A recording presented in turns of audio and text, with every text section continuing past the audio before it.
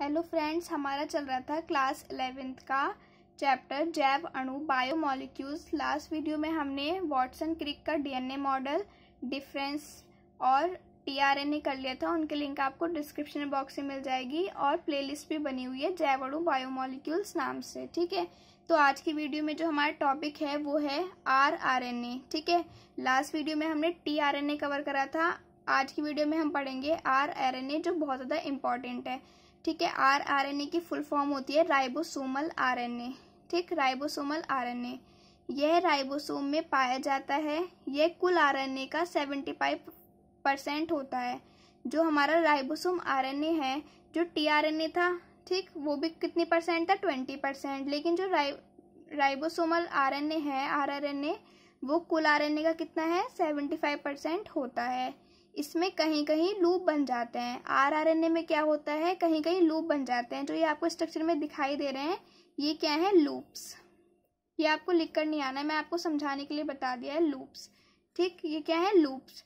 इसमें कहीं कहीं लूप बन जाते हैं, जिसके कारण नाइट्रोजनी क्षार क्या होते हैं, एडेनिन, ग्वानिन, साइटोसिन, थायमिन। लेकिन आरएनए में थायमिन की जगह क्या होता है, यूरेसिल। तो एडेनिन, ग्वानिन, साइटोसिन और यूरेसिल नाइट्रोजनी क्षार ये कहलाते हैं, जिन्हें इंग्लिश में बोलते हैं नाइट्रोजीनस बेस, NITROGENOUS।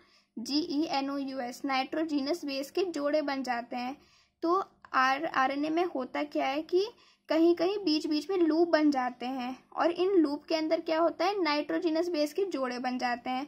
देखो, आपको दिखाई दे रहे होंगे कि एडेनिन के साथ यूरेसिन जुड़ गया, तो ये एक जोड़ा बन गया, एक पेयर बन गया। तो यही थ्योरी में बताया गया है कि राइबोसोम में पाया जाता है।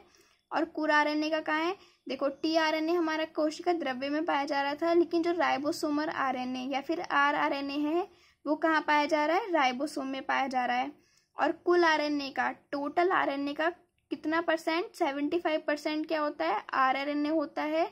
इसमें कहीं कहीं लूप बन जाते हैं। ठीक है, लूप्स दिख रहे हैं, जिसके कारण नाइट्रोजनस क्षार के जोड़े बन जाते हैं। इसका अणुभार टीआरएनए से अधिक होता है।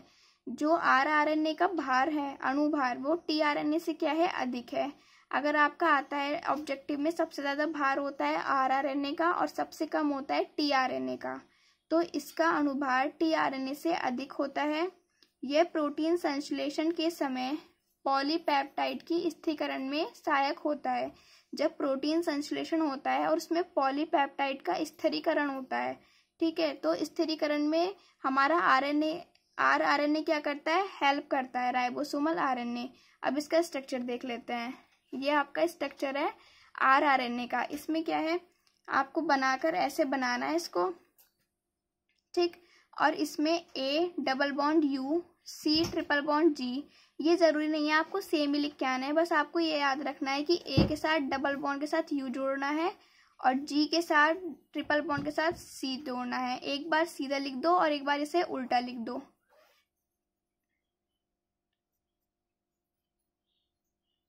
ये आपको रटने नहीं है। एडेनिन के साथ यूरेसिल जुड़ेगा डबल बॉन्ड के साथ, और ग्वानिन के साथ साइटोसिन जुड़ेगा ट्रिपल बॉन्ड के साथ। और दूसरी बार में आप इसको उल्टा कर सकते हैं। तो हमने थ्योरी में यही तो पढ़ा था कि लूप बन जाते हैं। तो आपके ये आरआरएनए का स्ट्रक्चर है, इसमें ये लूप बन गए हैं। और लूप के अंदर क्या लिखा था थ्योरी में कि नाइट्रोजनस क्षार या फिर नाइट्रोजनस बेस के जोड़े बन जाते हैं। तो जब एडेनिन के साथ यूरेसिल जुड़ा तो एक जोड़ा बन गया, एक पेयर हो गया। साइटोसिन के साथ ग्वानिन जुड़ा, फिर यूरेसिल के साथ एडेनिन, ग्वानिन के साथ साइटोसिन। सेम यहाँ पर हुआ, यहाँ पर लिख दिया हमने, ये कौन सा है, राइबोसोम आरएनए। तो ये आपका राइबोसोम आरएनए का स्ट्रक्चर हो गया है। तो स्ट्रक्चर ऑफ आरआरएनए। तो फ्रेंड्स, वीडियो पसंद आई तो लाइक कर देना। Thank you for watching.